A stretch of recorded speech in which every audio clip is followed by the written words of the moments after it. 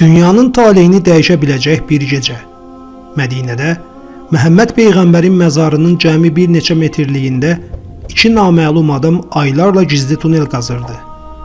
Əgər onlar məqsədlərinə çatsaydılar, bəlkə də İslam tarixinin ən böyük faciələrindən biri baş verəcəkdi. Amma həmin gecə yüzlərlə kilometr uzaqda bir Azərbaycan türk hökmdarı yuxudan vahim içində oyandı. Yuxusunda Həzrəti Məhəmməd Peyğəmbər iki nəfəri göstərərək deyirdi: "Məni xilas et. Məni onlardan xilas et." Bu adi bir yuxu deyildi. Tarixdə adı əbədi qalacaq. Nurəddin Zəngini Mədinəyə aparan və əsrlərdir danışılan sirli hadisənin başlanğıcı idi. Videoda siyasi elmlər üzrə fəlsəfə doktoru Dosent Zaur Əliyevin Nurəddin Zəngi haqqında yazısından istifadə edilmişdir. Çox az tarixçi bilir ki, məhz Məhəmməd Peyğəmbərin məzarının oğurlanmasının qarşısını Azərbaycan türkü Nurəddin Zəngi alıb. 1162-ci ildə Nurəddin Zəngi qəribə bir yuxu görür. Yuxuda Həzrəti Məhəmməd Peyğəmbər ona görünərək iki sarışın adama tərəf işarə edir və deyir: "Məni xilas et. Məni onlardan xilas et." Eyni yuxunu ardıcıl olaraq 3 gecə görən hökmdar vəziri Cəmaləddin Əl-Müvəssili ilə birlikdə Dəməşqdən Mədinəyə doğru sürətli şəkildə yola düşür.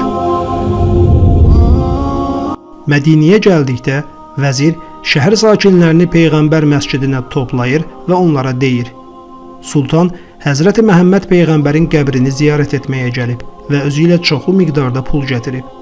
Sakinlərinizin dəqiq sayını yazın." Sultan Mədinəyə daxil olan kimi şəhərin qapılarını bağlatdırır ki, heç kim qaçıb gizlənə bilməsin.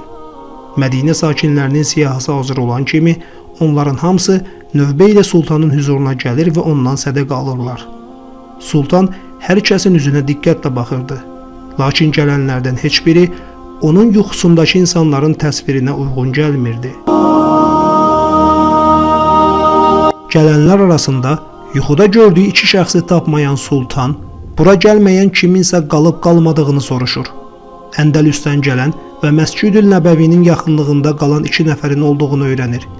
Mənbələr yazır ki, bu iki şəxs Mədinəyə gəldikdən sonra Peyğəmbər məscidinə çox yaxın, Peyğəmbərimizin qəbrinin olduğu otağın tam qonşuluğunda bir ev kirayələyirlər. Sultan şəxsən özü onların evini nəzərdən keçirir. Nurəddin Zəngi Mədinəyə gəlişlərinin məqsədi barədə onları sorğu-sual etməyə başlayır. İlk baxışda hər şey yaxşı görünürdü. Nurəddin Zəngi otağın içində biraz gəzir. Daha sonra xalçanı qaldırarkən birbaşa Peyğəmbərin dəfn olunduğu otağını aparan yeraltı tunellə qarşılaşır. Onlar hadisə yerində yaxalanır və sorğu-sual zamanı etiraf edirlər ki, zəvvar qiyafəsində Mədinəyə göndərilmiş xristianlardır. Məqsədləri Məhəmməd Peyğəmbərin məzarını açaraq nəşini oğurlamaq idi. Onların bildirdiyinə görə bu planın həyata keçirilməsi üçün böyük məbləğdə pul ayrılmışdı. Onlar qazdıqları torpağı diqqət çəkməmək üçün dəri torbalara doldurur, sonra isə gecələr Bəqi qəbristanlığına apararaq qəbirlərin arasına səpirdilər. Beləliklə tunel qazdıqlarını gizlətməyə və heç kimin şübhəsini çəkməməyə çalışırdılar.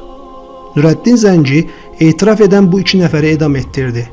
Daha sonra Məhəmməd Peyğəmbərin məzarının ətrafında xəndək qazdıraraq içini əridilmiş quruquşunla doldurur. Bu dairəvi quruquşun divar, gələcəkdə edilə biləcək bu cür cəhdlərin qarşısını almaq üçün bir sipər rolunu oynayır. Hafiz İbn Kəsir Əl-Bidayə və Ən-Nihayə, İbn Cübeyr Rihlə, Əbu Şami Əl-Maqdisi Kitab-əl-Rövdətteyn və İmam Səmhuydi Vəfa-ül-Vəfa bi Əxbari Daril Mustafa adlı əsərlərində bu hadisə barədə yazmışdılar. Zəngilər əsasən Qərbi Azərbaycanda, İrəvan mahalı ərazisində yaşamışlar. Zəngibasar bölgə adının ortaya çıxmasına səbəb olan Zəngi çayı da vaxtilə öz adını yaxasında məskunlaşmış Zəngi boyundan almışdır. Zəngilər təkcə Ağrı vadisində deyil, həm də Zəngəzur bölgəsində yaşamışlar. Ümumiyyətlə, İrəvan mahalının digər qədim tayfaları kimi Zəngi boyları da sonralar geniş ərazilərə yayılmışdır. Bu ərazilərdən Mosul şəhərinə də köçən zəncilər burada məskunlaşıb və sonradan Dəməşq şəhərinin əmiri olacaq Nurəddin Mahmud Zəngi 1116-cı ildə burada anadan olmuşdur. Milliyyətcə Əfşar türkü olan Nurəddin Zəngi 1-ci İmadəddin Zənginin oğludur. Sonradan dünya tarixində imza qoyacaq Səlahiyyəddin Əyyubini 17 yaşında öz sarayına dəvət edib, onu hərbiçi və siyasətçi kimi yetişdirən məhz Nurəddin Zəngi olub. Nurəddin Zənginin sayəsində Əl-Əqsa məscidi səlibçilərdən geri alınır və məscid yenidən təmir edilir. Qüdsü daima qorumağı və onu səlibçilərə verməməyi vəsiyyət edən, İslam tarixində ilk dəfə olaraq müsəlmanları bir araya gətirib, səlibçilərə qarşı müdafiə olunmağın bünövrəsini məhz Nurəddin Zəngi qoymuşdur.